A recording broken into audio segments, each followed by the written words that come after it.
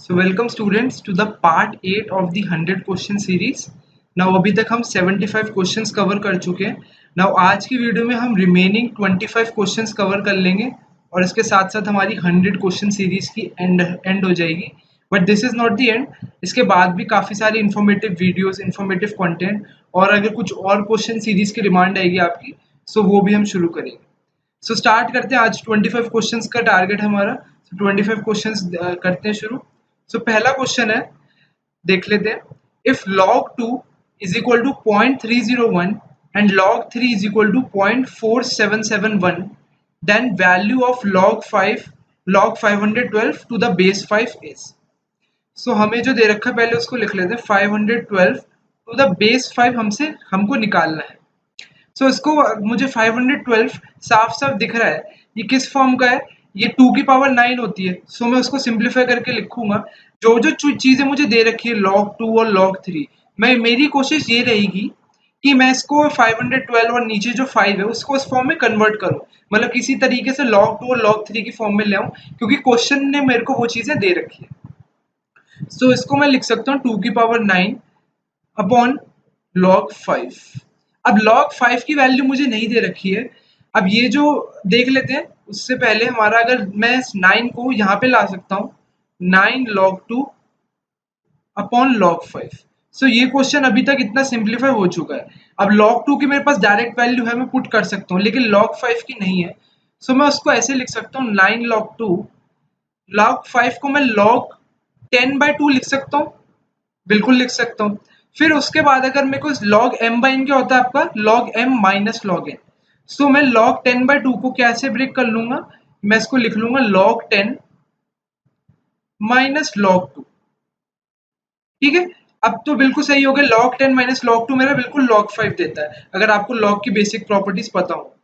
अब मेरे को log 10 की वैल्यू पता है. log 10 क्या होता है मेरा 1, और 9 log 2 की वैल्यू क्वेश्चन में दे रखी है. सो वो मैं पुट कर दूंगा, 9 इंटू 0.301.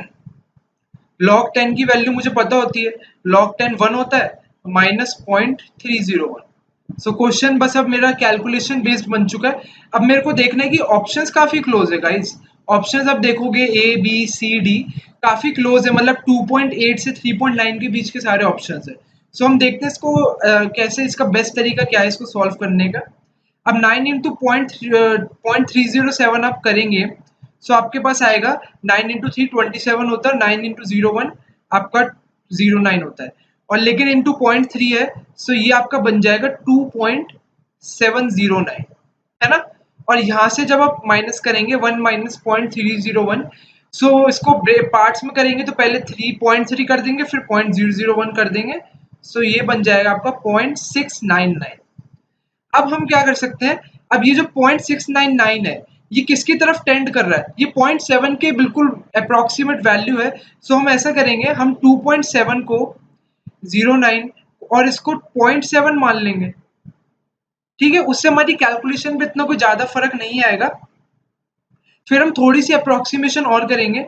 हम क्या करेंगे, ये जो 2.7 अपॉन 0.7 है, हम इसको लिख देंगे 27/7. हमने 09 को भी हमने क्या क्या डिसरिगार्ड करा है, एक तो हमने 0.699 को हमने 0.7 मान लिया, और 2.709 को हमने 2.7 मान लिया. सो फिगर निकल कर आई है 27/7. सो 27/7 जो फिगर आई है, इसका मतलब आंसर 3 पॉइंट समथिंग होगा. सो ऑप्शन ए और ऑप्शन बी तो आप कैंसिल कर सकते हैं. अब ऑप्शन सी और डी में कौन सा होगा, उसके लिए देखिए 27/7 है, सो 3 पॉइंट समथिंग है, और ये 4 मतलब 4 के बिल्कुल पास होगा, क्योंकि अगर आंसर हमारा 28/7 होता, सो आंसर हमारा 4 होता, लेकिन ये 27/7 है, यानी कि मैं 27/7 को मैं 4 माइनस 1/7 लिख सकता हूँ, है ना. इसमें कोई दिक्कत नहीं होनी चाहिए आपको. अब 1/7 की वैल्यू आपको पता होनी चाहिए. आप लोगों ने परसेंटेज चैप्टर जहां से भी पढ़ा है, चाहे कोई किसी कोचिंग इंस्टीट्यूट से पढ़ा है या फिर सेल्फ स्टडी करी है, आई वुड रिकमेंड कि आपको परसेंटेज फ्रैक्शन कन्वर्जन बिल्कुल पता होने चाहिए. यानी कि 1/3 कितना होता है, 33.3%, 33%. 1/6 होता है आपका 16.66%. सिमिलरली 1/7 जो है आपका, वो होता है 14.28%. या फिर हम कह सकते हैं 1/7 की वैल्यू 0.1428 होती है. ठीक है। सो मैं वही चीज करूंगा, 4 माइनस 0.14, 4 माइनस 0.14, सो ये आंसर मेरा आएगा निकल के 3.86, 3.86। कौन सा ऑप्शन होगा सी और डी में से? Option C. ठीक है, ऑप्शन सी बिल्कुल क्लोज आएगा 3.876 के, 3.91 तक नहीं जाएगा क्योंकि इसमें 0.04 का गैप आ जाएगा। सो ऑप्शन राइट आंसर होगा आपका 3.876। सो इस पर्टिकुलर क्वेश्चन से हमारी क्या क्या लर्निंग थी? एक तो ये कि आपको हर जगह अप्रोक्सीमेशन करनी चाहिए, जहां पर भी आपको लगे कि थोड़ी बहुत, अगर बिल्कुल ही क्लोज ऑप्शन होते, मान लीजिए कि 3.877 एक दूसरा आंसर होता, तब तो ये जो मैंने अप्रोक्सीमेशन करी है वो आप नहीं कर पाते, तब तो आपको ये पूरा डिवाइड करना पड़ जाता, उसमें मैं आपको कोई शॉर्टकट नहीं बता सकता।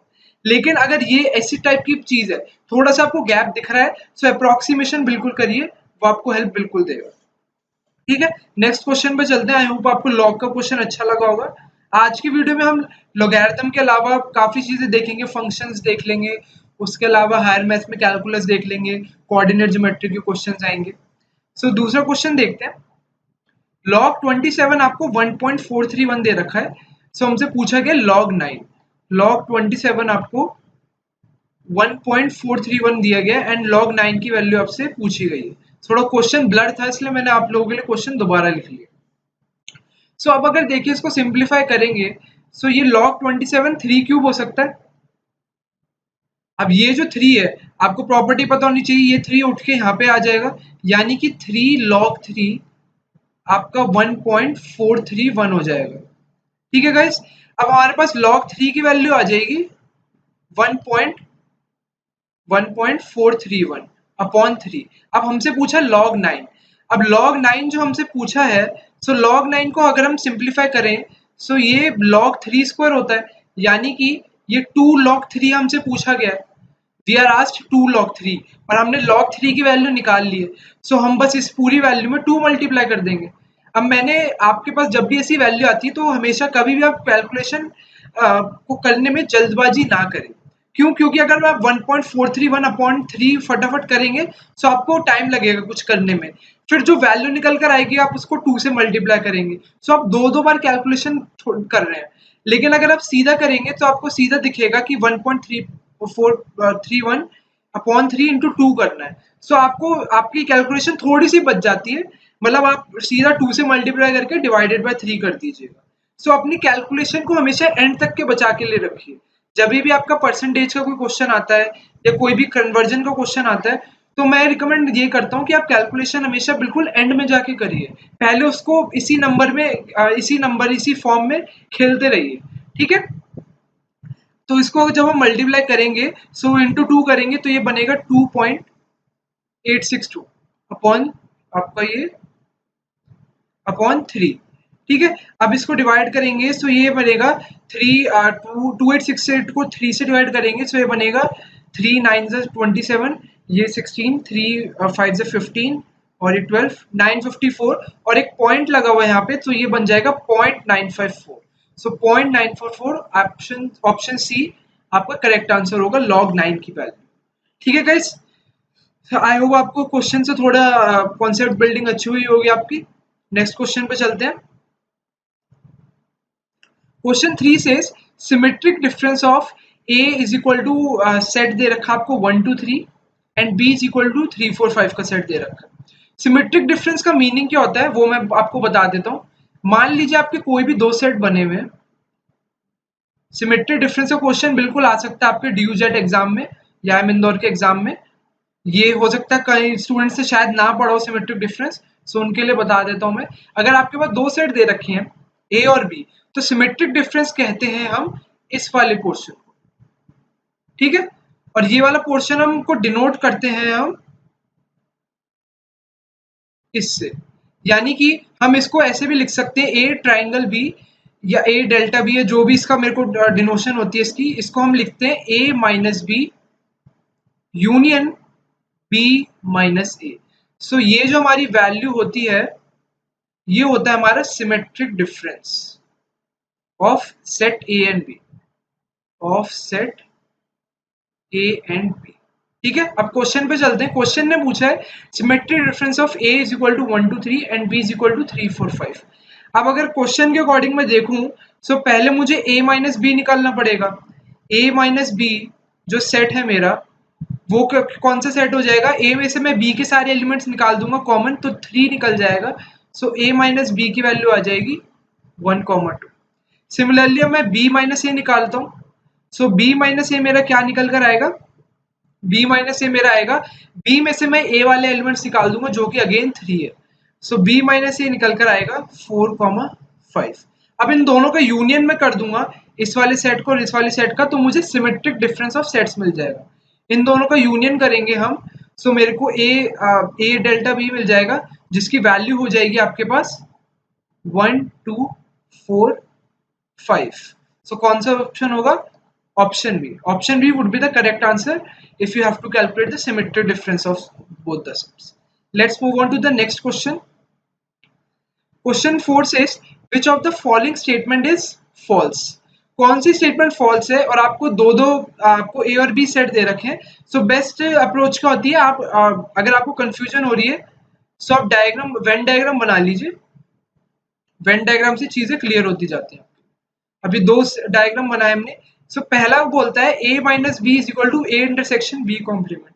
a माइनस बी कौन सा पार्ट हो गया हमारा, ये वाला पार्ट, ठीक है, ये a माइनस बी हो गया।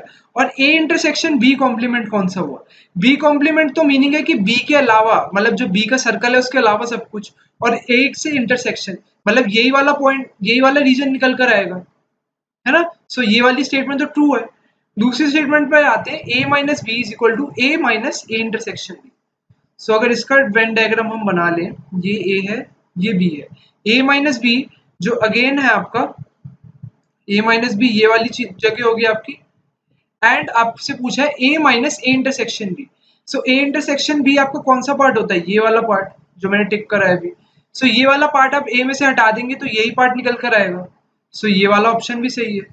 ऑप्शन सी पर आते हैं, a minus B is equal to A minus B complement.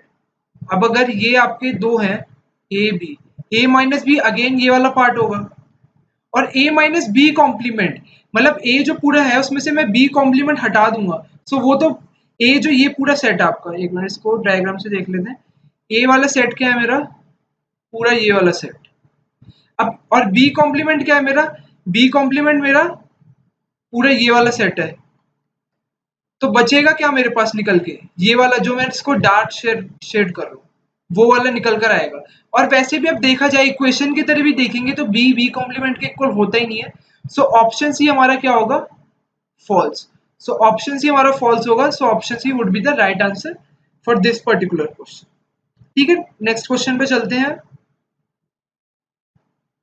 Next question says let U be the universal set containing 700 elements if A, B are subsets of U such that n of A is equal to 200, and number of elements in B is equal to 300, and number of elements in A intersection B is equal to 100, then number of elements in A complement intersection B complement, ये intersection है, इसकी आपसे value पूछी गई है। सो अगर हम देखें कि हमें 700 दे रखा है, 700 क्या आपका number of elements in universal set. अब ए और बी आपको सेट्स दे रखे हैं जिसमें एन ऑफ ए दे रखा है, एन ऑफ बी दे रखा है। सो आप number of elements in A union B निकाल सकते हैं, इसमें तो आप एक्सपर्ट है बिल्कुल। कैसे निकालेंगे, n A plus n B minus इनका इंटरसेक्शन कर देंगे हम plus n B minus n number of elements in A intersection B. So इन सबकी वैल्यूज पुट कर देंगे 200 प्लस 300 माइनस आपका कितना है 100। सो इसकी वैल्यू कितनी आ जाएगी आपके पास 500 400 आ जाएगी। और ये जो है आपका, इसका आपका लॉ होता है, कौन सा लॉ होता है आप मेरे को कमेंट से बताइए। Number of elements in A complement intersection B complements, इसके लिए कौन सी आइडेंटिटी, कौन सा लॉ होता है वो मुझे बताइएगा। Number of elements in A complement in intersection B complement equal होता है आपका number of elements in universal set minus N into A union B. ठीक है गाइस, ये होता है आपका formula. So number of elements in universal set तो हमें 700 दे रखा है, सो ये 700 हो जाएगा, और माइनस ए यूनियन बी ये हम निकाल चुके हैं 400। सो आंसर आ जाएगा हमारे पास 300। सो 300 हमारा फाइनल आंसर होगा। So option C would be the correct answer for this question. I hope आपको वीडियो पसंद आ रही होगी। वीडियो को लाइक कर दीजिएगा एंड अगर चैनल पे न्यू है आप तो चैनल को सब्सक्राइब कर लीजिएगा। नेक्स्ट क्वेश्चन पे चलते हैं। नेक्स्ट क्वेश्चन है आपका कैलकुलस से। If P and Q are the degree, one second, if P and Q are the degree and order of the differential equation d square y upon D x square का whole square plus 3 dy by d x plus d cube Y upon D x cube is equal to 4। So आपको बताना है 2p minus 3q। सो p क्या मेरा degree की value और हमारा q है ऑर्डर की वैल्यू निकाल ली हमने। सो डिग्री क्या होता है, डिग्री देख लेते हैं। डिग्री होता है हमारा जो भी हमारा हाईएस्ट ऑर्डर डेरिवेटिव है, हाईएस्ट ऑर्डर डेरिवेटिव है हमारा, उसका exponent of highest order derivative. अब इस पर्टिकुलर क्वेश्चन में हम देखेंगे, सो हाईएस्ट ऑर्डर डेरिवेटिव कौन सा दिख रहा है, ये जो डी पहली वाली टर्म है ये आपका सेकंड ऑर्डर डेरिवेटिव है, ये जो मिडिल टर्म है आपकी ये आपका फर्स्ट ऑर्डर डेरिवेटिव है, और जो आपकी लास्ट टर्म है ये थर्ड ऑर्डर डेरिवेटिव है आपकी। सो अगर हम सबसे हाईएस्ट ऑर्डर देखें तो वो ये वाली टर्म होगी, और ये जो पूरा नंबर है या पूरा वेरिएबल है D cube Y upon D x cube, इसकी पावर क्या है, 1। मैं लिख सकता हूँ 1 पावर है। सो इसका मीनिंग इसकी डिग्री होगी 1 इस पर्टिकुलर क्वेश्चन में। और ऑर्डर का मीनिंग क्या होता है कि आपको जो भी इक्वेशन, डिफरेंशियल इक्वेशन या कोई भी टाइप की इक्वेशन दे रखी है उसमें आपका हाईएस्ट ऑर्डर का डेरिवेटिव कौन सा है, हाईएस्ट ऑर्डर डेरिवेटिव आपका कौन सा यूज हो रखा है इस पर्टिकुलर क्वेश्चन में। ठीक है, सो इस पर्टिकुलर क्वेश्चन में देखेंगे तो ये सेकंड, ये फर्स्ट, ये थर्ड। सो डिग्री जो ऑर्डर है हमारा, ऑर्डर हमारे इस क्वेश्चन में 3 होगा। सो p की वैल्यू 1 आ गई, q की वैल्यू 3 आ गई। क्वेश्चन ने 2p माइनस 3q पूछा है, सो वैल्यूज बस पुट कर देंगे, 2 into 1 minus 3 into 3। So answer आ जाएगा आपका 2 माइनस 9 which is minus 7। So option B would be the correct answer. ठीक है गाइस, सो ये वाले क्वेश्चन में जो स्टूडेंट्स पर्टिकुलर गलती करते हैं वो क्या करते हैं कि हम उल्टा कर देते हैं, ऑर्डर की जगह ऑर्डर का हमें मतलब डिग्री और ऑर्डर की में डेफिनेशन कंफ्यूजन हो जाती है। सो वो क्या करते हैं, इसकी वैल्यू कभी 3 निकाल देते हैं गलती से, जो कि गलत है, और इसकी 1 निकाल देते हैं। और ऑप्शन भी आपको ऐसे दे रखे होंगे, अगर आप 2p में p की जगह आप 3 पुट कर देंगे और q की जगह आप 1 पुट कर देंगे तो आंसर आपका आएगा 6 माइनस 3 इज इक्वल टू 3, जो कि ऑप्शन में दे रखा है आपको। सो आपका ये क्या देगा आपको, ये वाला ऑप्शन अगर आपको देगा -1। सो आपको ध्यान से देखना पड़ेगा कि कई बार क्वेश्चन लगते बहुत इजी हैं, लेकिन आपको जो इजी क्वेश्चन लगते हैं उनको देख कर किया कीजिएगा, क्योंकि कई बार ऑर्डर का हम थोड़ा ध्यान ना रखें कि ऑर्डर क्या है, डिग्री क्या है, तो क्वेश्चन में एरर हो जाती है और ये सिली मिस्टेक होती है आपकी, और ये बाद में आपको एग्जाम हॉल के बाहर आके पता चलता है यार ये क्वेश्चन तो मेरा गलत हो गया, और तब रिग्रेट होता है। सो इसलिए ये फिर प्रैक्टिस आप सीख जाएंगे। अब चलते हैं नेक्स्ट क्वेश्चन पे। Next question says if A is equal to matrix 2x2 matrix दे रखा है हमें, तो पहला एलिमेंट 2i i और फिर माइनस आयोटा, देन आपको दे रखा है डिटर्मिनेंट ऑफ A, ये मॉडुलस नहीं है, डिटर्मिनेंट ऑफ A है। देन डिटर्मिनेंट ऑफ A आपसे पूछा गया। सो डिटर्मिनेंट ऑफ A क्या होता है, आपको क्रॉस मल्टीप्लाई करनी होती है टर्म्स। सो इसका इससे मल्टीप्लीकेशन होगा, so 2i into minus i, minus हम करेंगे इसका और इसका multiplication, i into iota into iota. So ये बनेगा हमारा -2 iota square minus iota square. अब आयोटा स्क्वायर की वैल्यू क्या होती है, आयोटा स्क्वायर की वैल्यू होती है -1, आयोटा स्क्वायर -1 होता है। सो ये टर्म बनेगी -1 और ये टर्म बन जाएगी आपकी -1। सो आंसर आएगा आपका 2 + 1 इज इक्वल टू 3। सो आपका डिटर्मिनेंट होगा ऑप्शन बी 3। सो ये वाले क्वेश्चन में मैट्रिसेस एंड कॉम्प्लेक्स नंबर दोनों का कैसे आपके क्वेश्चन मिक्स आ सकता है वो देख लिया आपने। ये तो काफी इजी वैरायटी का क्वेश्चन था। ठीक है, इजी वैरायटी के आप बीएमएस के एग्जाम में या ड्यूजेट के एग्जाम में आप मान सकते हैं कि 25 क्वेश्चंस में से अगर आपने अच्छे से स्कैनिंग करी है, सो 7 आई वुड गारंटी कि 7 to 8 क्वेश्चंस तो आपको मिल जाएंगे जो कि बिल्कुल आपको स्ट्रेट फॉरवर्ड होंगे। 7 to 8 क्वेश्चंस हर पेपर में स्ट्रेट फॉरवर्ड मिलते हैं, ताकि हर बच्चा इनको अटेम्प्ट कर पाए। जो मेजर चैलेंज आता है वो आपके पास आता है मीडियम और डिफिकल्ट क्वेश्चंस, वो भी देखेंगे आगे इस वाले पर्टिकुलर लेसन में। हमने हर सारे लेवल के क्वेश्चंस कवर करने की कोशिश करी। चलिए नेक्स्ट क्वेश्चन पे चलते हैं। Next question says if this matrix into A is equal to this matrix, this big matrix, find the order of matrix A। अब आपको ऑर्डर ऑफ मैट्रिक्स ए बताना है, ये वाला जो मैट्रिक्स है। अब इसके लिए आपको मैट्रिक्स के मल्टीप्लिकेशन रूल्स क्लियर होने चाहिए। मैट्रिक्स के मल्टीप्लिकेशन रूल्स आपके बिल्कुल क्लियर होने चाहिए। जिनको नहीं पता उनके लिए बता देते हैं।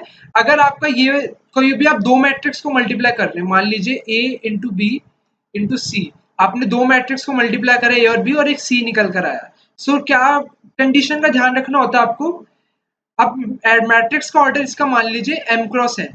सो इस वाले नेसेसरीली इस वाले जो बी मैट्रिक्स है, अगर इनकी मल्टीप्लिकेशन हो सकती है, सो ये जो इसकी नंबर ऑफ कॉलम्स है वो इक्वल होना चाहिए बी मैट्रिक्स के नंबर ऑफ रोज से। सो ये n क्रॉस p हो सकता है, मतलब ये वाला एलिमेंट और ये वाला एलिमेंट इक्वल होना ही चाहिए, मस्ट है। और जब इनकी मल्टीप्लाई होकर आएगी तो जो रिजल्टेंट मैट्रिक्स होगा उसका ऑर्डर होगा m क्रॉस p, जो कि कौन से एलिमेंट्स हमारे ए का रो वाला और बी का कॉलम वाला। सो वही कंडीशन इसमें चेक होगी। अगर मैं पहले वाला मैट्रिक्स देखूं, ये वाला मैट्रिक्स देखूं, इसका ऑर्डर क्या है? इस वाले मैट्रिक्स का ऑर्डर है, इसमें कितनी रोज है हमारी? 3 रोज है। सो इसका मैट्रिक्स और कॉलम्स है हमारे 2, तो 3 क्रॉस 2 ऑर्डर हो गया इसका। अब ए का मुझे ऑर्डर नहीं पता है, लेकिन मुझे ये पता है इसका नंबर ऑफ कॉलम 2 है, तो ए का नंबर ऑफ कॉलम्स जो रोज है वो 2 होगी। ठीक है, तभी इनकी मैट्रिक्स मल्टीप्लिकेशन पॉसिबल है। और जो ये फाइनल मैट्रिक्स निकल कर आ रही है मेरे पास, इसका ऑर्डर क्या है? 3 क्रॉस 3। सो इसका मीनिंग हुआ कि ये जो इसकी नंबर ऑफ कॉलम्स है, जो रिजल्टेंट मैट्रिक्स है, रिजल्टेंट मैट्रिक्स के नंबर ऑफ कॉलम्स यहां पर आएंगे 3। सो इसका मीनिंग कि ए का जो ऑर्डर रहेगा वो 2 क्रॉस 3 रहेगा। Option B would be the right answer. Easy question था, अगेन थोड़ा सा ऑब्जर्वेशन का क्वेश्चन था। आपको अगर ऑब्जर्वेशन रो या कॉलम में आपने उल्टा कर दिया, इसका ऑर्डर 2 क्रॉस 3 लिख दिया, तो आंसर भी आपका गलत हो जाएगा। नेक्स्ट क्वेश्चन पे चलते हैं। Next question says the domain of y is equal to cos inverse x square minus 4। So आपको डोमेन बताना है। अब डोमेन का मतलब क्या है? डोमेन ऑफ इस फंक्शन का मीनिंग है कि all possible values of x, मतलब ये जो आपको फंक्शन दे रखा है, इसमें हम x की क्या क्या पॉसिबल वैल्यूज डाल सकते हैं। सो उसके लिए क्या करेंगे? सबसे पहले इस फंक्शन का इनवर्स हटाएंगे, cos उधर लेकर जाएंगे। हमें हमारा ऑब्जेक्टिव है x की प्रोबेबल वैल्यूज निकालना। सो ये बनेगा cos y is equal to x square minus 4।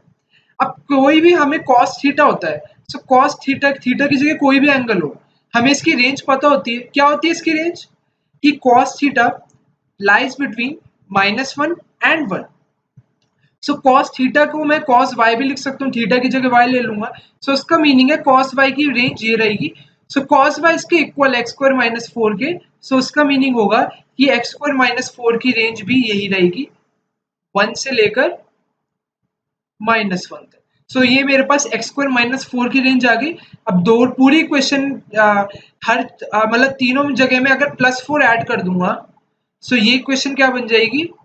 5 और ये बन जाएगा आपका 3। सो एक्स स्क्वायर की जो वैल्यू है, या एक्स स्क्वायर की लिमिट कह लीजिए, एक्स स्क्वायर की जो लिमिट है वो 3 से 5 के बीच में आनी चाहिए। अब अगर आप ऑप्शंस पे जा सकते हैं, बिल्कुल ऑप्शन पे जाएंगे तो एक्स स्क्वायर अगर एक्स स्क्वायर मेरा 3 और 5 के बीच में लाई कर रहा है, सो अगर मैं ऑप्शंस के बिना भी ये क्वेश्चन कर सकते हैं, ऑप्शन पे जाने की भी जरूरत नहीं है। अगर मैं इसकी पॉजिटिव वैल्यूज की बात करूं तो एक्स की रेंज आएगी √3, √5। ठीक है, इन दोनों का रूट ले लिया मैंने। और अगर मैं नेगेटिव वैल्यूज की बात करूंगा, सो नेगेटिव वैल्यूज में मेरा -√5 छोटा है, सो -√5 से लेकर इसकी वैल्यू जाएगी -√3 तक। सो इन दोनों का यूनियन रहेगा, इन दोनों रेंजेस का यूनियन रहेगा, -√5 टू -√3 एंड यूनियन √3 टू √5। कौन सा ऑप्शन आएगा आपका? Option D. ठीक है, again simple question, easy question था। क्या आपको ध्यान रखना था कि कॉस इनवर्स ट्रिग्नोमेट्रिक के जो क्वेश्चंस होते हैं उसमें आपसे ज्यादा डिफिकल्ट नहीं पूछेगा, बस क्वेश्चन देख के आप थोड़ा सा कंफ्यूज हो जाते हैं कि इसमें अप्रोच कैसे करें। बिल्कुल ध्यान से, बिल्कुल काम माइंड से इन क्वेश्चंस को सॉल्व करना है आपको। टेंशन वेंशन लेने की कोई जरूरत नहीं है इनवर्स के क्वेश्चंस में। अब चलते नेक्स्ट क्वेश्चन पे। Next question says a straight line intersects the x-axis at A and y-axis at B. AB is divided internally at point 8, 10 in the ratio 5:4. Find the equation of AB. So पहले axis बना लेते हैं, उससे और clear हो जाएगा हमें। एक स्ट्रेट लाइन है, वो एक्स एक्सिस, ये मेरा एक्स एक्सिस मान लेते हैं और इसको हम वाई एक्सिस मान लेते हैं। सो ये आपका एक्स एक्सिस पे ए पॉइंट पे इंटरसेक्ट कर रही है और वाई एक्सिस पे ये बी पॉइंट पे इंटरसेक्ट कर रही है। और हमें दे रखा है A B is divided internally at point 8, 10। मतलब इस वाले पॉइंट, ये पॉइंट कहीं भी बीच में मान लीजिए, या बी के पास या ए के पास, हमें नहीं पता, मैंने रैंडमली इसको कहीं पे भी मार्क कर दिया है। ये पॉइंट मुझे दे रखा है 8, 10 इन द रेशियो 5:4। अब 5:4 है और हमें एक्स एक्सिस पहले दे रखा है, वाई एक्सिस बाद में दे रखा है। सो ऑर्डर क्या रहेगा, 5, ये वाली, इसको मैं रेशियो को अलग से लिख लेता हूँ। ये जो है, ये वाला जो आपका हिस्सा रहेगा, ये वाला आपका 5 के रेशियो में रहेगा और ये वाला एरिया आपका 4 के उसमें रहेगा। सो जो आपका डिवीजन है वो 5:4 ऐसे होगा, ना कि आप ऐसे करेंगे, क्योंकि आपको एक्स एक्सिस पहले दे रखा है और वाई बाद में, तो इसलिए ऑर्डर भी हम यही फॉलो करेंगे। ठीक है। सो हमसे find the equation of A B की इक्वेशन पूछिए। अब ए जो पॉइंट है उसके कोऑर्डिनेट्स देख लेते हैं। ए के कोऑर्डिनेट्स x, 0 होंगे, क्योंकि ये जो पॉइंट है ये एक्स एक्सिस पे है, तो y 0 होगा। सिमिलरली जो पॉइंट बी है, बी के कोऑर्डिनेट्स 0, y होंगे। एग्री करते होंगे आप सब इस पे, क्योंकि y एक्सिस पे तो एक्सिस का 0 होगा। अब क्या करेंगे, अब सिंपल है, अब सेक्शन फॉर्मूला अप्लाई कर देंगे। ठीक है, सेक्शन फॉर्मूला अप्लाई करते हैं। अब सेक्शन फॉर्मूला देख लेते हैं। सेक्शन फॉर्मूला क्या कहेगा, हमारे पास अगर हम सिर्फ x की वैल्यू निकालना चाहे, तो हम x की वैल्यू कैसे निकालेंगे, हम करेंगे इस 4 का x से मल्टीप्लाई, प्लस हम करेंगे 4 का हमने करा x से मल्टीप्लाई, फिर हम 5 का करेंगे 0 से मल्टीप्लाई, अपॉन हमारा टोटल रेशियो 4 + 5 विच इज, इसको लिख लेते हैं 4 + 5 इज इक्वल टू 8। सो इससे हमारे पास x की वैल्यू निकल कर आएगी। और दूसरा हम रेशियो लिख लेते हैं y के लिए। सो वो आएगा 4 का मल्टीप्लीकेशन होगा 0 से, 4 × 0, प्लस 5 का मल्टीप्लीकेशन होगा आपका y से, upon again 4 + 5 is equal to आपका आएगा ये 10। तो अब इससे x की वैल्यू निकाल लेते हैं, तो इससे आएगा हमारा 4x हमारे इक्वल आ जाएगा 8 × 9 72। सो x की वैल्यू आ गई 18, और यहाँ से निकालेंगे तो 5y की वैल्यू हमारे पास निकल कर आएगी 10 × 9 90। सो y की वैल्यू भी आ जाएगी 18। सो यानी कि ये वाला पॉइंट a जो है हमारा वो 18, 0 है, और ये पॉइंट हमारा 0, 18। तो साफ देख के लग रहा है, अगर आपकी कोई भी लाइन हो, अगर वो a, 0 से पास हो रही हो और 0, a से पास हो रही हो, सो सिंपल सी बात होती है, उसकी इक्वेशन क्या होती है, x + y = a। ये आपको बेसिक चीज पता होनी चाहिए। ये कुछ नहीं होता, ये इंटरसेप्ट फॉर्म होती है। सो इसमें आप देखेंगे तो आंसर आपका आ जाएगा x + y = 18। ठीक है, कोई भी इक्वेशन x 18, 0 से जा रही है और 0, 18 से पास हो रही है, सो उसकी इक्वेशन x + y = 18 होगी। इसको आप फर्दर ऐसे भी निकाल सकते थे कि आपके पास दो पॉइंट दे रखे हैं, 18, 0 दे रखा है, 0, 18 दे रखा है। सो आप इससे 2 पॉइंट स्लोप मेथड से भी निकाल सकते थे इसकी इक्वेशन, लेकिन वो फॉर्मूले सारे लंबे होते हैं, मतलब टाइम टेकिंग है। अगर मुझे साफ दिख रहा है कि 0, 18 और 18, 0 है, तो मैं क्यों लंबे मेथड्स पे जाऊं, सीधा या तो मैं ऑप्शंस को ट्राई कर लूंगा। ठीक है, सो आई होप आपको क्वेश्चन बढ़िया लगा होगा। नेक्स्ट क्वेश्चन में मूव कर लेते हैं।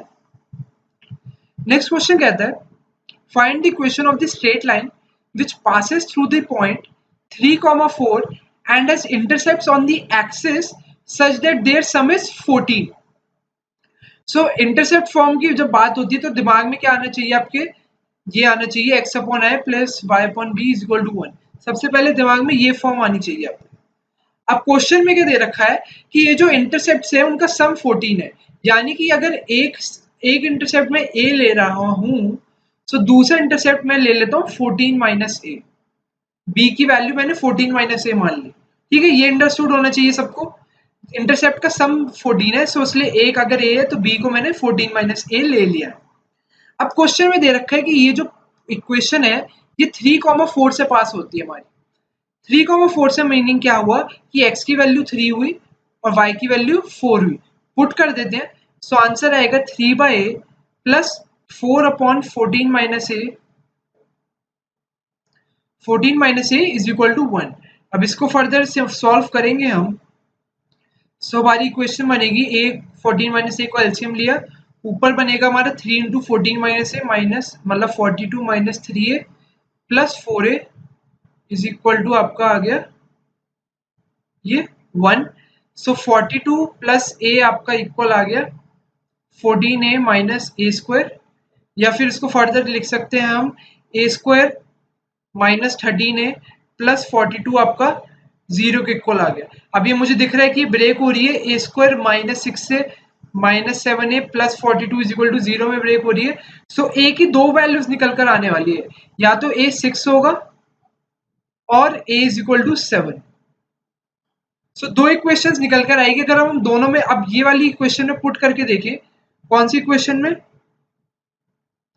ये वाली इक्वेशन में अगर हम पुट करके देखेंगे, सो पहली इक्वेशन हमारी बनेगी x अपॉन, अगर हम a को 6 पुट कर रहे हैं so x upon 6 plus y upon 8 is equal to 1 बनेगी। और दूसरी इक्वेशन अगर हम a को 7 पुट कर रहे हैं, सो दूसरी इक्वेशन बनेगी x upon 7 plus y upon 7 is equal to 1, क्योंकि 14 माइनस 7 आपका 1 होता है। सो दो इक्वेशंस बन रही है आपकी।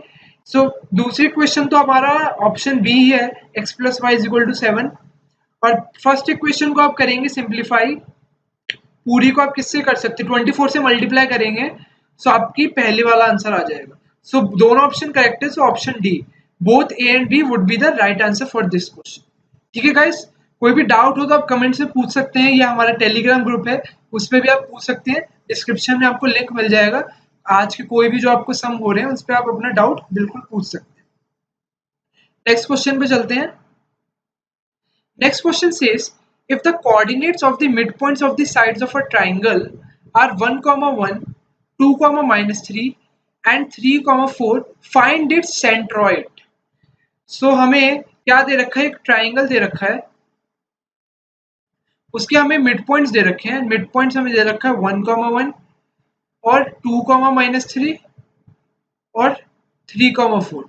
और इससे हमें पूछा गया ये जो ट्राइंगल है इसका सेंट्रॉइड बता दीजिए, सेंट्रॉइड के कोऑर्डिनेट्स क्या होंगे। सो बच्चे क्या करते हैं इस क्वेश्चन में, टाइम वेस्ट करते हैं। जनरली टाइम वेस्ट कैसे करते हैं, वो क्या करते हैं, उन सेंट्रॉइड का कोऑर्डिनेट्स के फॉर्मूले तो सबको पता है कि अगर हमारे कोऑर्डिनेट्स हमारे x1 y1 है, x2 y2 और x3 y3 है, अगर हमारे तीन कोऑर्डिनेट्स हैं ये वाले, सो उनको सेंट्रॉइड का फॉर्मूला तो पता है। सेंट्रॉइड के कोऑर्डिनेट्स होते हैं x1 plus x2 plus x3 upon 3 और y1 plus y2 plus y3 upon 3।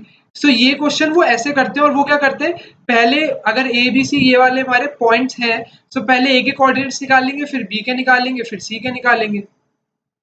सो ये अप्रोच बिल्कुल गलत है। ये अप्रोच बिल्कुल गलत इसलिए है क्योंकि आप इसमें टाइम वेस्ट कर रहे हैं।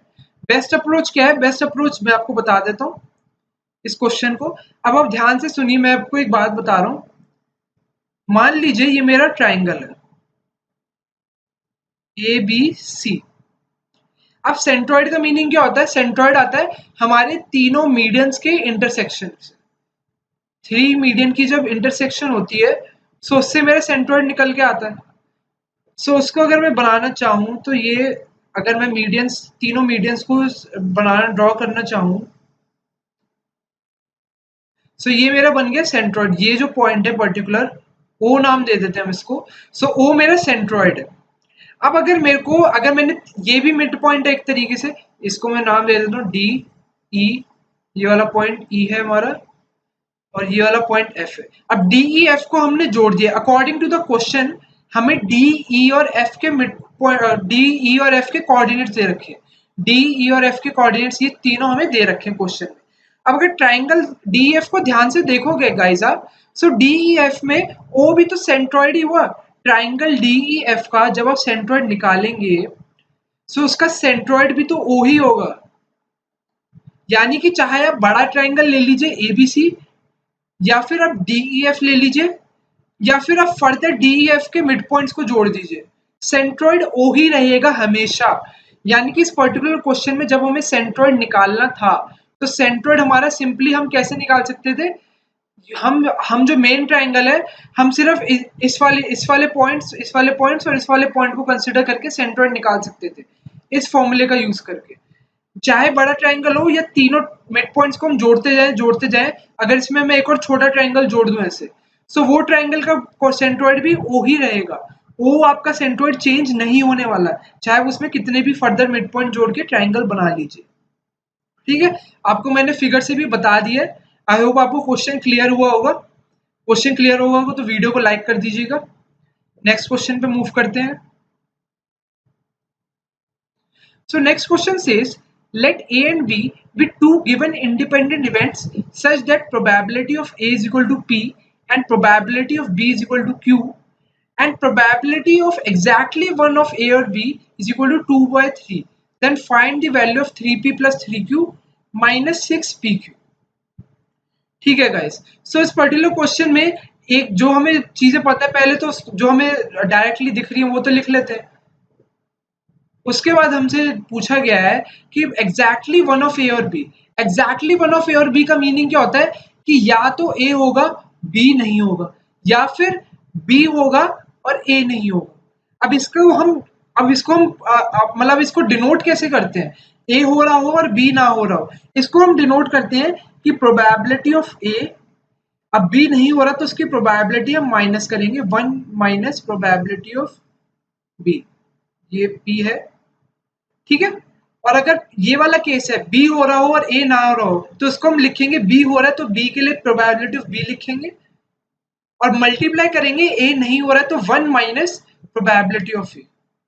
ठीक है गाइस, सो हम इसको ऐसे लिखते हैं, और इसने एग्जैक्टली वन ऑफ योर भी लिखा है। इसका मतलब क्या है, ये जो दोनों केसेस हैं, इन दोनों केसेस को हमें ऐड करना पड़ेगा। ठीक है, सो अगर मैं ये वाला पर्टिकुलर क्वेश्चन देखूं, प्रोबेबिलिटी ऑफ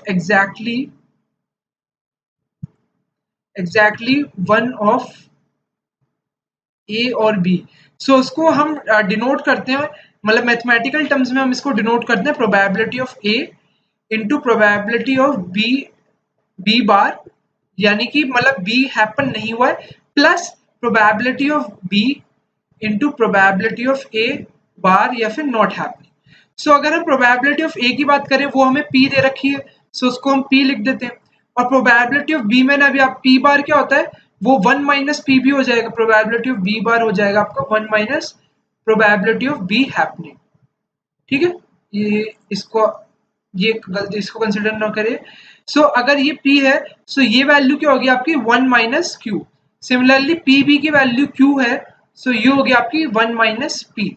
इसको सिंप्लीफाई कर देते हैं, सो आंसर आएगा P minus P Q plus Q minus P Q, या फिर हम इसको लिख सकते हैं P plus Q minus 2PQ। हमें इस पूरी की वैल्यू हमने निकाल ली, probability of exactly one of A और बी की वैल्यू है P plus Q minus 2PQ। अब इसकी वैल्यू 2/3 दे रखी है, तो उसको इक्वेट कर देते हैं, P plus Q minus 2PQ को हम इक्वेट कर देते हैं 2/3 के, सो 3 उधर जाएगा, सो ये बन जाएगा 3P plus 3Q minus 6PQ is equal to 2। Question में हमसे यही पूछा है 3P plus 3Q minus 6PQ, और इसकी वैल्यू हमने निकाल ली है, जो कि होगा आंसर 2। ठीक है, 2 होगा इसका राइट आंसर, तो option A would be the right answer for this particular question. अच्छा क्वेश्चन था, अगर इसमें थोड़ा सा कंफ्यूज हो जाएंगे आप तो दिक्कत होगी। जनरली हमें क्वेश्चन में पी की जगह 0.4 या 0.7 आ जाता है, लेकिन जब पी या क्यू आता है और क्वेश्चन में ऐसे कोई वेरिएबल्स पूछता है, तो हम सोचते हैं क्वेश्चन में यार थोड़ा सा सोचना पड़ेगा, थोड़ा दिमाग लगाना पड़ेगा, इसको बाद में कर लेंगे। लेकिन प्रोबेबिलिटी के क्वेश्चन ऐसे होते हैं कि प्रोबेबिलिटी के क्वेश्चन जनरली सीधे लेवल के ही आते हैं, मतलब ज्यादा आपसे टफ क्वेश्चन नहीं पूछे जाते हैं और इजीली आप अटेम्प्ट कर पाते हो। जैसे पीएनसी हो गया आपका, या फिर सीक्वेंस सीरीज में कोई किसी सीरीज का आप लॉजिक नहीं गेस कर पाए, लेकिन प्रोबेबिलिटी में जनरली क्वेश्चंस आपके डायरेक्ट आते हैं और स्ट्रेट फॉरवर्ड होते हैं। अब चलते हैं नेक्स्ट क्वेश्चन पे guys. So guys next question कहता है sec of tan inverse minus y/3 is equal to, आपको चार ऑप्शंस दे रखे हैं, अब अगर मैं sec ऑफ tan इनवर्स है, सो मेरे को sec और tan से मिलती जुलती जो आइडेंटिटी याद है वो तो ये पता होती है मेरे को कि sec स्क्वायर x जो होता है वो 1 प्लस tan स्क्वायर x होता है। अब यहाँ पे मुझे sec ऑफ समथिंग दे रखा है, सो मेरे को, लेकिन मुझे sec स्क्वायर है आइडेंटिटी में, सो मैं sec x की वैल्यू क्या हो जाएगी मेरी, sec x होगा मेरा under root of 1 plus tan square x, simple. So मैं उसी चीज का, ये जो मैंने आइडेंटिटी लिखी है आपके सामने, इसी आइडेंटिटी का यूज करूंगा। अब ये मैं वाली आइडेंटिटी में मैं x को क्या लूंगा, x को मैं ये पूरा जो नंबर है, ये पूरा जो है tan inverse minus Y by 3 वो पुट कर दूंगा कि I will put x is equal to tan inverse minus Y by 3 और उसके अकॉर्डिंग इक्वेशन बन जाएगी। सो ये वाली इक्वेशन क्या बन जाएगी फिर, आपका जब बन जाएगा सो ये बनेगा under root of 1 plus tan square, और यहाँ पे आपका tan इनवर्स आ जाएगा ब्रैकेट में, tan inverse minus Y by 3। ठीक है, ये चीज आपको क्लियर होनी चाहिए। 1 plus tan square tan inverse minus Y by 3, क्योंकि ये रूट में था तो रूट में अंदर सेक स्क्वायर ये बनेगा, sec square tan inverse minus Y by 3, और रूट के बाहर आके यही चीज बन जाएगी हमारे पास।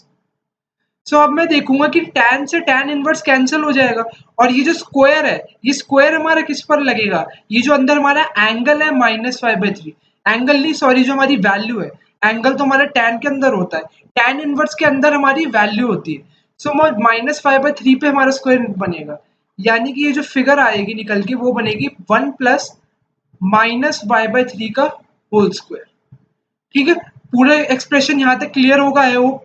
मैंने tan से tan इनवर्स आपका कैंसिल हो जाएगा, और जो माइनस वाई बाई 3 है उसका स्क्वायर, जो ये स्क्वायर था, ये स्क्वायर इसका यहाँ पर आ जाएगा।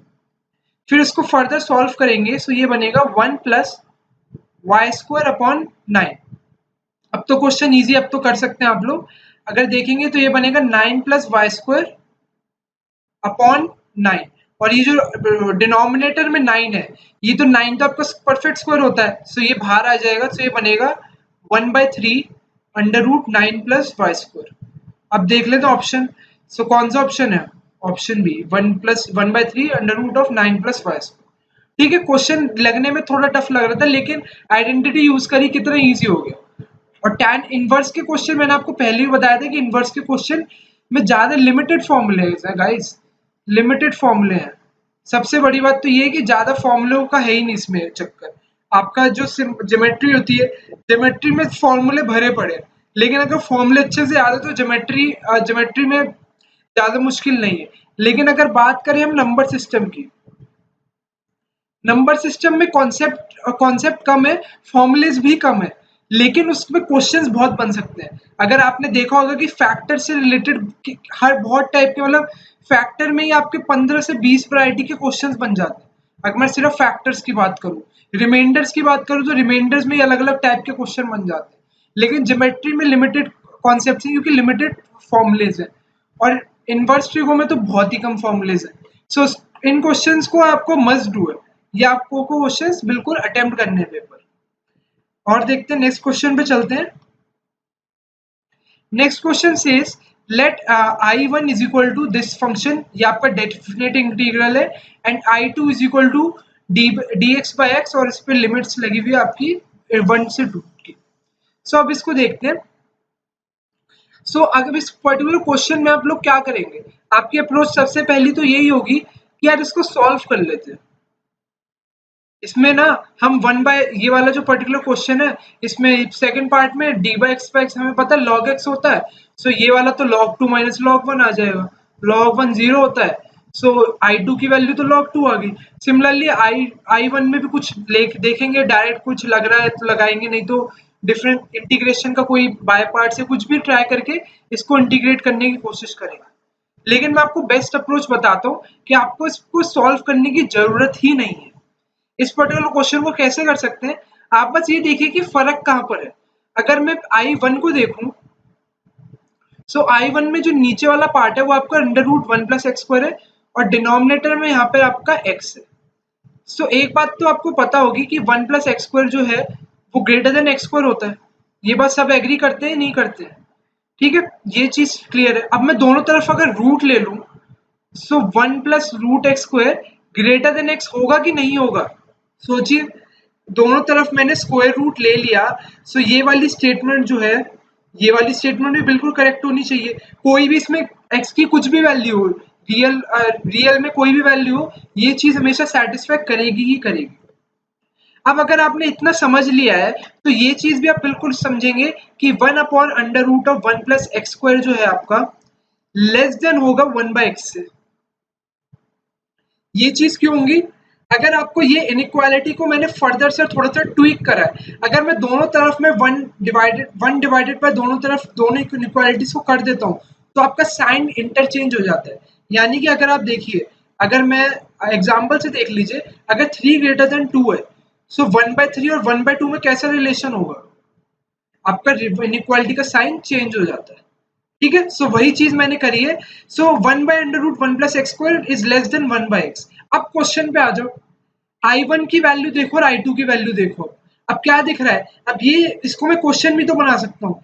इसको मैं इन दोनों में, अगर मैं इन दोनों को इंटीग्रेट कर दूं, इन दोनों को मैं इंटीग्रेट कर दूंगा विद रिस्पेक्ट टू x, कर देंगे इंटीग्रेट, सो ये dx बन जाएगा और ये भी ये बन जाएगा, और दोनों पे लिमिट भी लगा देंगे, दोनों पे लिमिट लगा देंगे, लिमिट भी सेम है दोनों की, ये 1 to 2 है और ये भी 1 to 2 है। सो अब वैल्यू पूरी निकल कर आ गई। इसका मीनिंग क्या हुआ कि I1 जो है वो लेस देन I2 हुआ। ठीक है, सो कौन सा ऑप्शन होगा हमारा? Option number B, I2 greater than I1। So अब मैंने क्या करा, इस पर्टिकुलर क्वेश्चन में मैंने इसको सॉल्व तो करा ही नहीं है। ठीक है, मैंने सिर्फ क्या करा, इस पर्टिकुलर जो इंटीग्रेशन का क्वेश्चन आपको लग रहा था, मैंने उस क्वेश्चन को किसका बना दिया, सिंपल सा अलजेब्रा का क्वेश्चन बना के मैंने उसको सॉल्व कर दिया।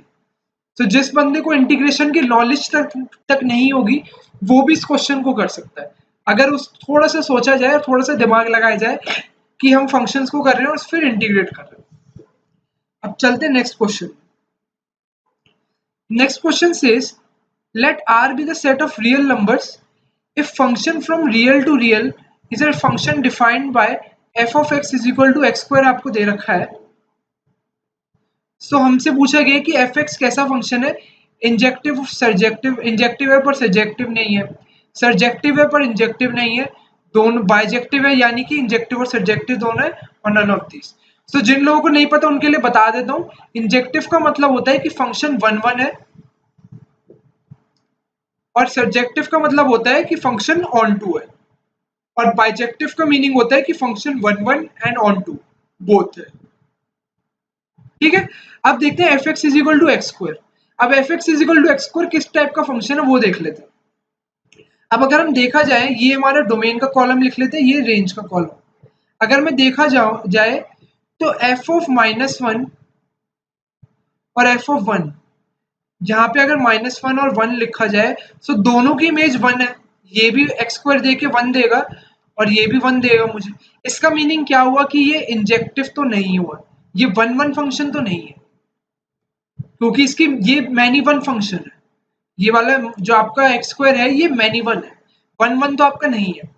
अब ऑन टू के लिए क्या चेक करते हैं, हम ऑन टू में देखते हैं कि जो हमारी रेंज या कोडोमेन वाला कॉलम है उसमें कोई एलिमेंट हमारा छूट रहा है या नहीं छूट रहा है। अब जो आपका x² है, हमारा जो एफ एक्स है, वो हमेशा ग्रेटर देन या इक्वल टू 0 निकल कर आएगा। सब एग्री करते होंगे इस बात पे, क्यों? क्योंकि ये x² है। अब लेकिन ये रियल नंबर्स हैं तो यहाँ पे नेगेटिव वैल्यूज भी तो होंगी, -1 -2 -3, ये वाली तो किसी की इमेज निकल कर ही नहीं आएगी। सो ये वालों का तो प्री इमेज कोई निकल, इस वाले सेट में कोई प्री इमेज होगी ही नहीं।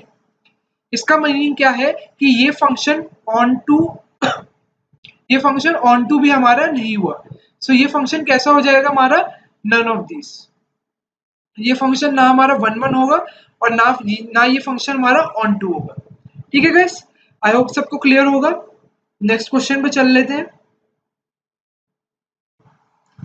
सो ये क्वेश्चन कहता है let p is equal to theta को डिफाइन करा हुआ है sine theta minus cos theta is equal to √2 cos theta, और q जो हमारा दूसरा है सेट है उसमें दे रखा है theta sine theta plus cos theta is equal to √2 sin theta, be two sets. Then so हमसे पूछा गया है p और q में क्या रिलेशन है। अब अगर पहला वाला सेट देखिए p, सो p की डेफिनेशन दे रखी है कि साइन थीटा, एक minute, sign theta minus cos theta आपको दे रखा है √2 कॉस थीटा। अब इसको अगर हम सिंप्लीफाई करना चाहें तो ये बनेगा sine theta is equal to √2 + 1 cos theta, या फिर मैं कह सकता हूं कि sine theta upon cos theta is equal to √2 + 1 is equal to tan theta. ठीक है, एक रिलेशन तो ये निकल कर आ गया। अब अगर मैं Q वाले वेरिएबल को देखूं, मैं देख रहा हूं कि क्या क्या पॉसिबिलिटीज आ सकती हैं। √2 + 1 tan थीटा की वैल्यू आई है। अब देखते हैं कि Q की वैल्यू क्या निकल कर आती है। अगर अब इस वाले फंक्शन को लूं मैं, तो इसमें दे रखा sine theta plus cos theta is equal to √2 sine theta. So उसको मैं फर्दर लिख सकता हूँ cos theta is equal to √2 - 1 sine theta, या फिर इस वाले फंक्शन में tan थीटा की जो वैल्यू निकल कर आएगी मेरे पास, वो आएगी tan theta is equal to 1/√2 - 1। अब इसको मैं क्या कर लेता हूँ, रैशनलाइज कर लेता हूँ अपनी कन्वीनियंस के लिए। सो √2 + 1/√2 + 1। सो न्यूमरेटर तो √2 + 1 बन जाएगा, और जो डिनोमिनेटर है उसमें 8 - b और a + b की आइडेंटिटी लग जाएगी। सो 2 - 1 आ जाएगा आपके सामने। सो 2 - 1 1, इसका मतलब tan थीटा की वैल्यू √2 + 1 आ गई। अब देखो, ध्यान से देखो, P और Q में हमने क्या निकाल के रखा है। अब P में tan थीटा कितना आया था हमारा, √2 + 1, और इस वाले Q में भी तो tan थीटा हमारा क्या आ गया, √2 + 1। यानी कि थीटा जिन जिन वैल्यूज पे √2 + 1 देगा P वाले सेट में, सेम वैल्यूज Q में भी आएगी वो। सो उसका मीनिंग क्या हुआ कि P जो है वो Q सेट के बिल्कुल इक्वल होगा। जो जो वैल्यू Q में सेटिस्फाई कर रही है वो P में भी करेगी, and vice versa. So answer होगा ऑप्शन डी। सो इस पर्टिकुलर क्वेश्चन में आपको किन किन टॉपिक्स का आपको मिक्सचर मिला, एक तो सेट्स और ट्रिगो, दोनों को इन्होंने मिक्स करके क्वेश्चन बनाया हुआ है, ये वाला क्वेश्चन। सो क्वेश्चन अच्छा था, बिल्कुल एक्सपेक्ट कर सकते हैं आप अपने एग्जाम्स में, यूजेट और आईआईपी में। नेक्स्ट क्वेश्चन पे चलते हैं। Next question says the inverse of the matrix iota minus iota 0 और 0। सो जब भी मैं आपको एक ट्रिक बताता हूँ, जब भी आपको 2x2 मैट्रिक्स निकाल का इनवर्स निकालना हो, सो बिना एडजॉइंट निकाले उसका मैट्रिक्स कैसे निकाल सकते हैं वो मैं बताता हूँ। जैसे आपको फॉर्मूला तो पता है कि ए इनवर्स क्या होता है आपका, 1/डिटर्मिनेंट of A into adjoint A. ये आपका एडजॉइंट ए जो क्या होता है, आपका एक मैट्रिक्स होता है। सो ये जो चीज मैं आपको बता रहा हूँ, ये सिर्फ 2x2 मैट्रिक्स के लिए एप्लीकेबल है। सो अगर मुझे निकालना है, सो 1/डिटर्मिनेंट ए तो आपको निकालना ही पड़ेगा। एडजॉइंट ए निकालने का क्विक तरीका क्या है, मान लीजिए आपके पास सेट है ए बी सी डी, ये आपके पास 2x2 का मैट्रिक्स है ए। और अगर मुझे एडजॉइंट ए निकालना है, सो सिंपल से आपको क्या करना चाहिए, जो भी आपके ये वाले एलिमेंट्स है, ये वाले जो मैंने मार्क करे हैं, इन एलिमेंट्स को आपको स्वैप करना है डी ए, और उसके अलावा ये जो बी और सी है, इनको आपका साइन चेंज करना है। ठीक है, एडजॉइंट आपका ऐसे निकलता है, किसी भी 2x2 मैट्रिक्स का एडजॉइंट हमेशा ऐसे निकलता है। आपके जो ये वाले एलिमेंट्स है ए और डी, इनको आपको स्वैप करना है, और जो बी और सी एलिमेंट्स है आपके, इनका आपको साइन चेंज करना है। अगर यहाँ माइनस बी होता तो यहाँ पे आपका प्लस बी हो जाता, या माइनस सी होता तो ये आपका प्लस सी हो जाता। ठीक है, माइनस से प्लस या प्लस से माइनस करना है। अब आपको कभी ध्यान ना रहे कि कौन से एलिमेंट को स्वैप करना है और कौन से एलिमेंट आपको का साइन चेंज करना है, तो उसके लिए बता देता हूँ आपको। अब आपके जो मैट्रिसेस होते हैं उनमें ये नोटेशन फॉलो करते हैं, फर्स्ट रो सेकंड कॉलम ये आपकी जो जनरल फॉर्म होती है, ये जो मैंने आपके सामने लिखी है, ये आपकी कोई भी 2x2 मैट्रिक्स की एक जनरल फॉर्म होती है। और ये आप इसमें जो भी मैट्रिसेस आई, जो भी elements i is equal to j form के होते हैं, यानी कि a11 और a22, आई जे क्या आपके नंबर ऑफ रोज और नंबर ऑफ कॉलम्स। अगर आपका 1:1, 1 इज इक्वल टू 1 और 1 इज इक्वल टू 1, अगर आपका i इज इक्वल टू जे वाला केस है, सो इनमें आपको स्वैपिंग करनी है। और अगर आपका i नॉट इक्वल टू जे वाले सेट्स है, सो इनमें आपको क्या करना है, साइन इंटरचेंज, साइन इंटरचेंज। ठीक है गाइस, सो ये बेसिक सी चीज है जो आपको बिल्कुल पता होनी चाहिए क्योंकि 2x2 मैट्रिक्स का इनवर्स निकालने का आपको एक क्वेश्चन मान के चलिए पेपर में डी जैट में बिल्कुल आ सकता है। मैट्रिक्स का क्वेश्चन में अगर इनवर्स तो निकलवाएगा ही वो, चाहे कुछ भी इनवर्स निकलवाएगा, तो इनवर्स के लिए ये एडजॉइंट अगर आपको निकालना है तो एडजॉइंट निकालने का ये बेस्ट तरीका होता है। ठीक है, सो आई होप आपको एडजॉइंट निकालना आपके लिए आसान हो जाएगा। अगर मान लीजिए एक, चलिए नेक्स्ट क्वेश्चन ही है, एक आपका क्वेश्चन ही देख लेंगे।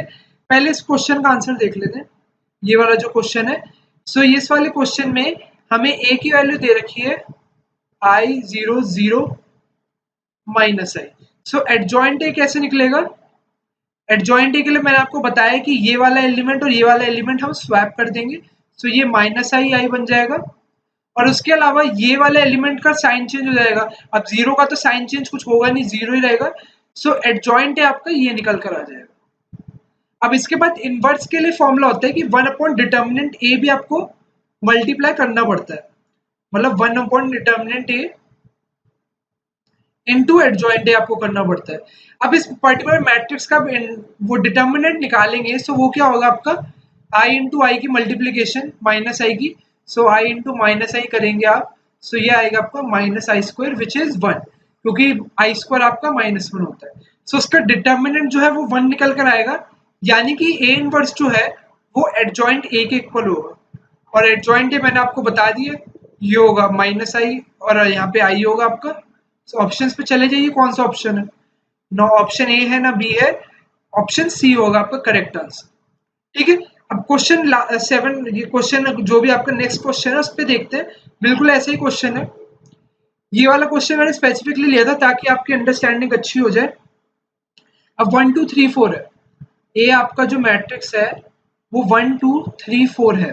अब एडजॉइंट का मैंने आपको क्या तरीका बताया कि जो i इज इक्वल टू जे वाले एलिमेंट्स है, मतलब जिनका नंबर ऑफ रोज और कॉलम इक्वल है, उनको क्या करेंगे हम क्या करेंगे, उनको स्वैप कर देंगे। सो ये हमारा 4 और 1 बन जाएगा और ये वाला हमारा 2 और 3 जो है ये हमारा इनका साइन चेंज हो जाएगा।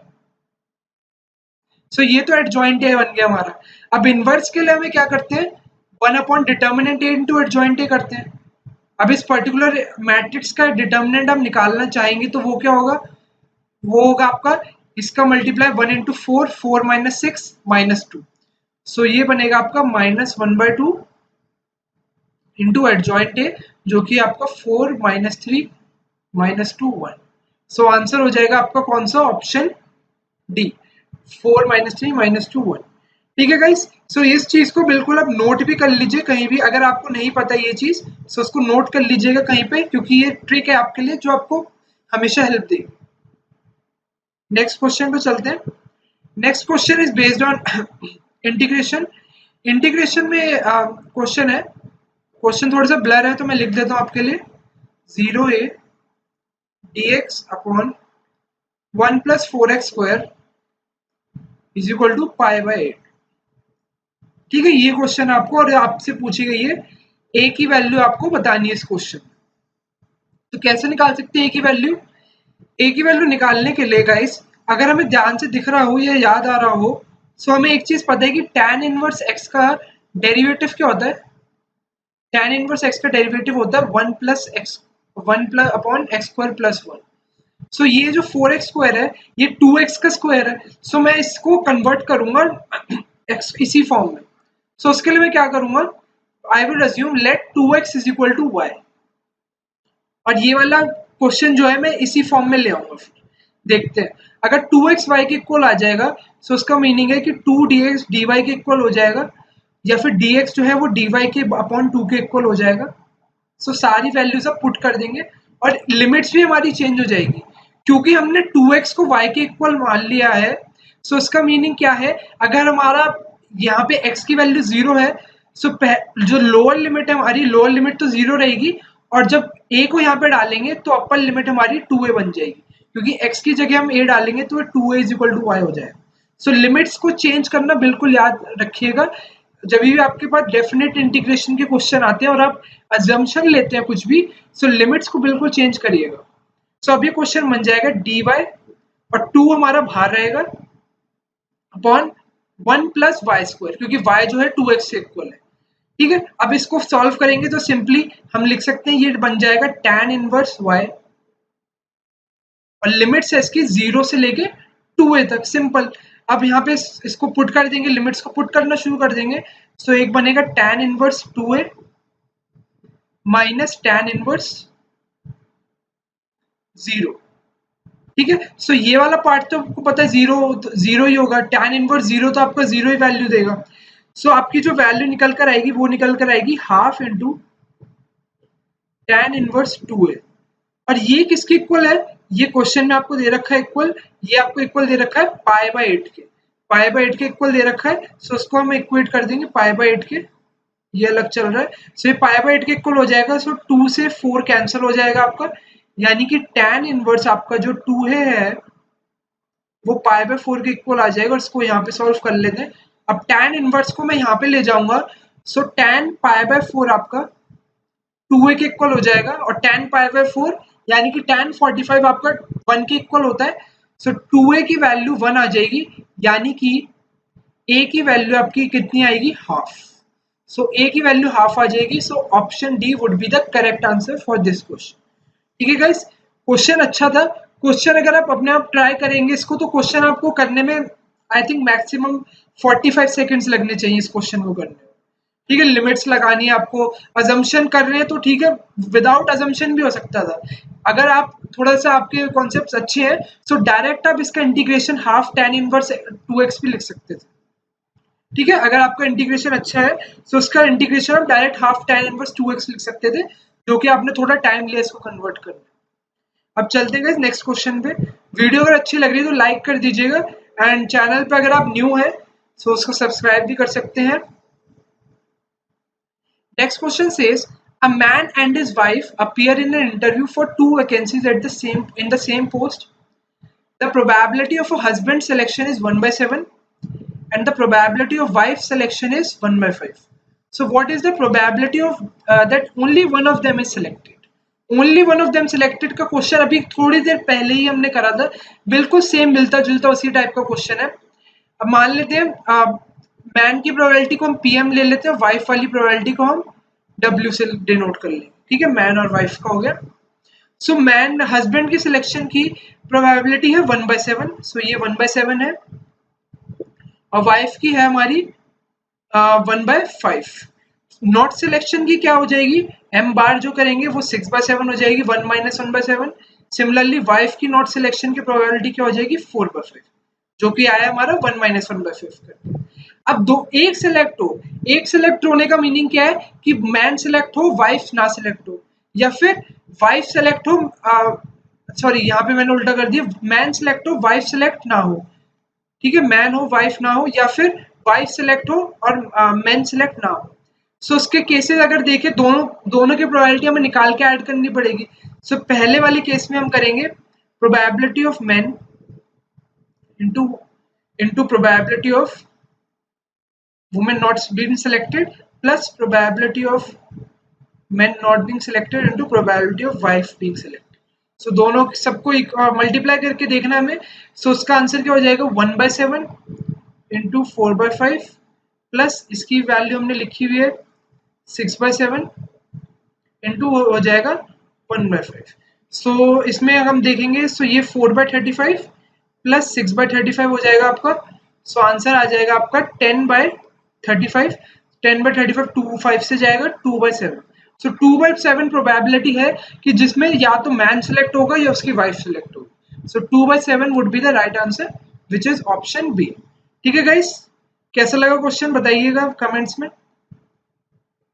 Next question says, what is the length of the intercept of the graph of the equation 9x - 12y = 108 between the two axis.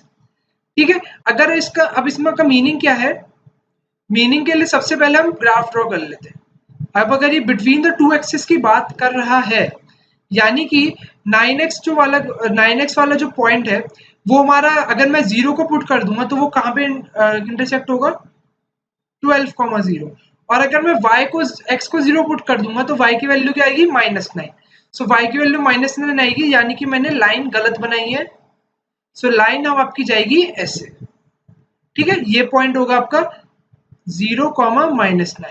सो हमसे पूछा गया है कि इस लेंथ ऑफ इंटरसेप्ट क्या होगा, यानी कि हमसे लेंथ ऑफ द लाइन पूछी गई है, ये पूरी लाइन, ये दोनों एक्सिस ही है ना, ये पूरा आपका एक्स एक्सिस है और ये वाली जो लाइन है आपकी ये पूरी वाई एक्सिस है। सो हमसे पूछा गया है कि लेंथ ऑफ द इंटरसेप्ट कितनी होगी, यानी कि हमसे बस सिंपली पूछा गया है कि 12,0 एंड 0,-9 के बीच में कितना डिस्टेंस होगा। सो उसके लिए हम क्या कर सकते हैं, इसके लिए हम सिंपली डिस्टेंस फॉर्मूला लगा सकते हैं। तो डिस्टेंस फॉर्मूला लगाएंगे सो आंसर आ जाएगा 12 स्क्वायर प्लस -9 का स्क्वायर, वो आएगा हमारा 144 प्लस 81 इक्वल टू रूट आपका आएगा 225। सो ये बन जाएगा आपका 15 यूनिट्स। सो 15 यूनिट्स होगा आपका ऑप्शन सी। ठीक है guys, again easy question, language आपकी इसकी और टफ आ सकती है क्वेश्चन की, लेकिन कोऑर्डिनेट में मान के चलिए कि आपको इमेज वाले क्वेश्चन भी आ सकते हैं, कि मान लीजिए कि आपको दे रखा है उस वाला क्वेश्चन, वो वाला क्वेश्चन इस वीडियो में नहीं है, लेकिन वैसा मैं सोच रहा हूँ कि आपके लिए कोऑर्डिनेट के ऊपर और अच्छे लेवल के क्वेश्चंस लाऊं। आपके क्वेश्चंस आ सकते हैं कि आपको एक मान लीजिए पॉइंट दे दिया 2,3 और एक लाइन दे दी, मान लीजिए बताइए 2x + 3y = 4। सो आपसे पूछा जा सकता है कि इस लाइन के अलोंग इसकी मिरर इमेज क्या होगी, मतलब 2,3 पॉइंट की मिरर इमेज क्या होगी, मतलब इसकी मिरर इमेज मतलब यानी यहाँ पे इसकी लाइन क्या होगी। सो ऐसे क्वेश्चन बिल्कुल आ सकते हैं आपके एग्जाम में। सो ये वाले क्वेश्चन मैं अपनी अपकमिंग वीडियोस में बिल्कुल कराऊंगा। सो इसके लिए आप निश्चिंत रहिए, ऐसे क्वेश्चंस आपको बिल्कुल मिल जाएंगे। सो कोऑर्डिनेट ज्योमेट्री में आई प्रॉमिस कि कोऑर्डिनेट ज्योमेट्री में आपको दिक्कत नहीं आने वाली, कोऑर्डिनेट ज्योमेट्री में काफी अच्छी करवा सकता हूँ आपको। एंड नंबर सिस्टम तो मैंने आपको करवाई दी, मतलब अच्छी करवाने का मीनिंग है कि जिनके क्वेश्चंस आने की प्रोबेबिलिटी काफी ज्यादा है, ठीक है, उन पर्टिकुलर क्वेश्चंस में मैं आपको अच्छे से करवा सकता हूँ। क्योंकि जैसे अरिथमेटिक है, अरिथमेटिक की बात करें सो ड्यू जैट में या आईपीएम इंदौर में, सो ड्यू जैट में तो अरिथमेटिक काफी स्ट्रेट फॉरवर्ड आती है आपकी, मतलब ज्यादा टफ लेवल नहीं आता है। सो वो अच्छे लेवल की करवाने का अगर आप बोलेंगे तो मैं कमेंट से बताएंगे। सो अरिथमेटिक के भी अच्छे क्वेश्चन करवा दूंगा, टाइम स्पीड एंड डिस्टेंस हो गया या टाइम एंड वर्क हो गया, सो उनके अच्छे लेवल भी करवा सकता हूँ मैं। और आईपी मेट में थोड़ा आता है, आईपी मेट में थोड़ा सा टफ लेवल आता है, लेकिन इतना ज्यादा भी नहीं आता। मेन फोकस उनका नंबर सिस्टम ज्योमेट्री पे रहता है। सो अभी अभी के लिए जो प्लान है मेरा वो ये है कि कोऑर्डिनेट ज्योमेट्री पे भी अच्छा आपके लिए वीडियोस बना पाऊँ, और इसमें मिरर इमेज टाइप के क्वेश्चन भी आपको करवा दूंगा, ताकि आपको आगे कभी प्रॉब्लम ना आए। ठीक है गाइस, नेक्स्ट क्वेश्चन पे चलते हैं। सो next question is, if A is a 3x3 non-singular matrix, then determinant of adjoint A is equal to। अब ये फॉर्मूला बिल्कुल आपको पता होना चाहिए कि adjoint A का जो डिटर्मिनेंट होता है वो होता है आपका डिटर्मिनेंट a की पावर n-1। सिमिलरली एक फॉर्मूला और होता है, उसको भी आप इन सब फॉर्मूलेस को आप नोट करके रख लीजिए। एडजॉइंट ऑफ एडजॉइंट a का डिटर्मिनेंट होता है डिटर्मिनेंट a की पावर n-1 का होल स्क्वायर। सो ये दोनों फॉर्मूलेस गाइस, इनको नोट कर लीजिएगा, बहुत आते हैं, आ सकता है डायरेक्ट क्वेश्चन आ सकता है इसका, आपसे बीएमएस में बिल्कुल पूछा जा सकता है। ये क्वेश्चन ऐसे कि ये फॉर्मूला पता होगा तो एकदम टिक होगा, विद इन 10 सेकंड्स का ये क्वेश्चन है। ठीक है, अब इस क्वेश्चन को देखते हैं। डिटर्मिनेंट ऑफ एडजॉइंट है, यानी कि ये वाला फॉर्मूला अप्लाई करना है, और ऑर्डर आपको 3x3 दे रखा है, यानी n की वैल्यू दे रखी है। सो 3-1 यानी कि आंसर होगा डिटर्मिनेंट a का स्क्वायर। सो आंसर हो जाएगा आपका ऑप्शन है डिटर्मिनेंट a का स्क्वायर। ठीक है गाइस, फॉर्मुलेस जो नोट कर लीजिए, जो भी चीजें मैं आपको नोट करने के लिए बोल रहा हूँ उनको नोट कर लीजिएगा अपनी कॉपी में, ताकि आपको बहुत हेल्प मिलेगी, कभी आप उनको रिवाइज कर पाएंगे। एंड प्लस जब आप चीज को नोट करते हैं तो आपको वो मेमोराइज अच्छे टाइम तक रहता है, और नेक्स्ट 1 मंथ में तो आपको शायद पेपर हो ही जाएगा। सो तब के लिए आपको अगर आप नोट अच्छे से करेंगे, प्रॉपर आपके ऑर्गेनाइज्ड नोट्स होंगे, सो वो आपको हेल्प काफी देंगे। अब चलते हैं नेक्स्ट क्वेश्चन पे। Next question says projection of 2i plus j plus k, ये आपका वेक्टर है, along i minus j plus k is। So projection of, इसका फॉर्मूला सबको पता होना चाहिए। Projection of a vector along b vector का फॉर्मूला क्या होता है आप लोगों का बताइए, a dot b, a vector dot b vector, अब डिवाइडेड बाय मैग्नीट्यूड कौन से वेक्टर का होता है, सेकंड वेक्टर का b वेक्टर।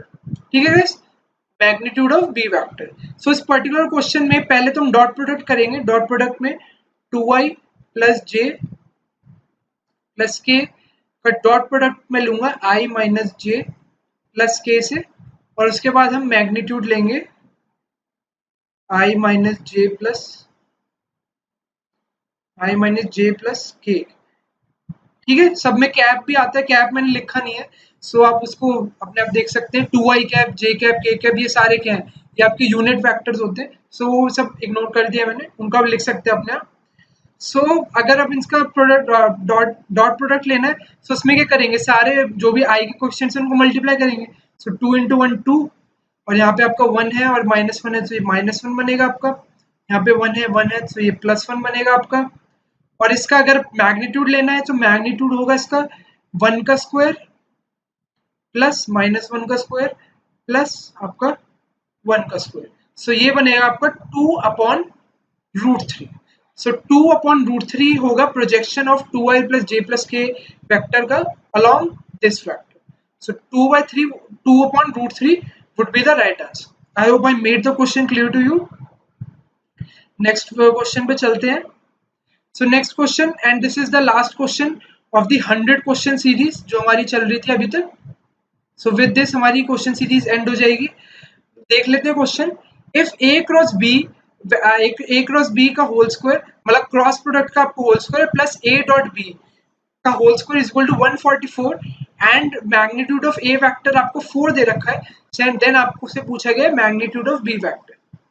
सो दो अगर मैं इनको ओपन करके लिखूं, सो ए क्रॉस बी वेक्टर का स्क्वायर क्या होता है, ए क्रॉस बी इक्वल होता है हमारा ए वेक्टर का मैग्नीट्यूड डॉट बी, ये इनटू होता है आपका इनटू बी वेक्टर इनटू आपका साइन थीटा, एंड आपका ए डॉट बी जो होता है आपका वो होता है A vector into B vector into आपका कॉस थीटा। सो अब हम इनका स्क्वायर करेंगे। सो इस पर्टिकुलर फिगर का, इस पर्टिकुलर जो नंबर का जब हम स्क्वायर करेंगे, सो ये हमारा वेक्टर बनेगा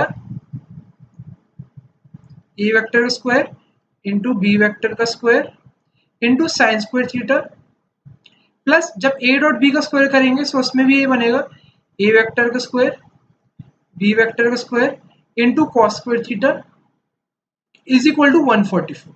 ठीक है गाइस, अब इन दोनों में से ये चीज कॉमन निकल सकती है, इन दोनों का मैग्नीट्यूड का जो स्क्वायर है वो कॉमन निकल सकता है, तो इसको कॉमन ले लेते हैं। सो ये बनेगा आपका स्क्वायर इनटू बी वेक्टर का स्क्वायर, और अंदर आपका बचेगा sign square theta plus cos square theta, और ये वैल्यू तो पता ही है आप लोगों को क्या होती है, ये वैल्यू 1 बन जाएगी।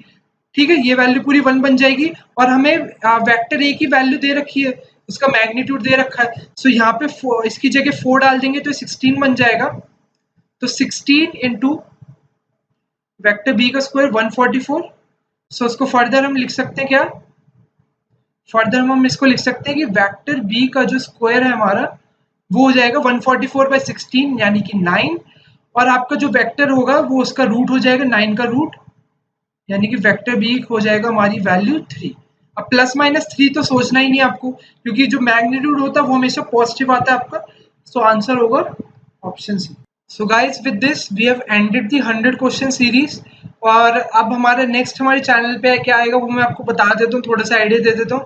थोड़े से मैं सोच रहा हूँ आपके लिए कॉन्सेप्ट वीडियोस और कुछ शॉर्ट ट्रिक्स आपके लिए ले आऊँगा, एंड प्लस आपके लिए कुछ टेस्ट, फ्री टेस्ट मैं आपके लिए सोचे हुए मैंने, वो आपके लिए बना के ताकि आप उनको अटेम्प्ट कर पाएँ। एंड उसके अलावा कुछ और लाइव स्ट्रीमिंग वीडियोस भी हम करेंगे इन द अपकमिंग डेज, ताकि आपको लाइव क्लासेस में इंटरेक्शन भी अच्छे से होती है, तो वो आपको हेल्पफुल रहेगा। सो ये सारी चीज़ें, एंड प्लस अगर आपको और कोई सजेशन है तो आप कमेंट्स में बता सकते हैं।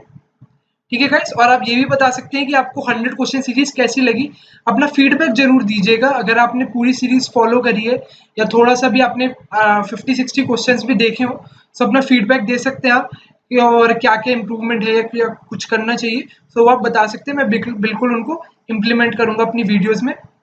So this was all for today's video, thank you for watching the video.